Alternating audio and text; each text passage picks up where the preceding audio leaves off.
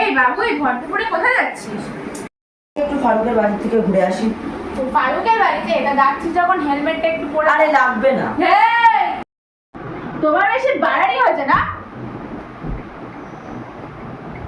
নাও হেলমেটটা পরো, তারপর যেখানে একটু যাও। আরে ও দিদি, এত চিল্লানি কিসে? কি হচ্ছে? ও দিদি, আপনি বসেন বসেন। তা এই পান খাবেন নাকি? না না, একটু শুকুরে দাও।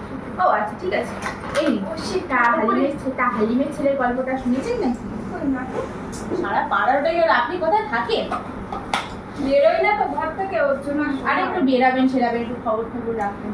কি হয়েছে বলো? আরে সেটাই তো বলছি, হালিমের ছেলে মোটরসাইকেল চালাচ্ছিল, তা বেশি ফরমান, তারপর পুলিশে ধরেছে, ধরে পিটিয়ে পরোটা বানাই দিছে। তাই?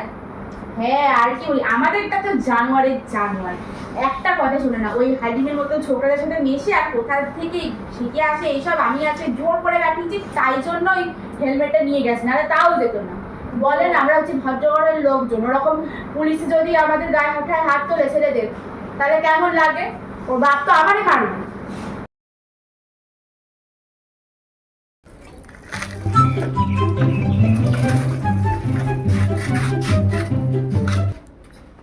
এবারে সামনে থেকে এমন তো হচ্ছে আমি সাইকেল নিয়ে হেলমেট কি ব্যাপার? কোথায় সাইকেল? এটা কি? এই মোটর এটা কি সাইকেল। তাহলে কি লোকে হেলমেট পরে কিসে? টাকা আমি দেবো। ঠিক আছে চলে যাবে।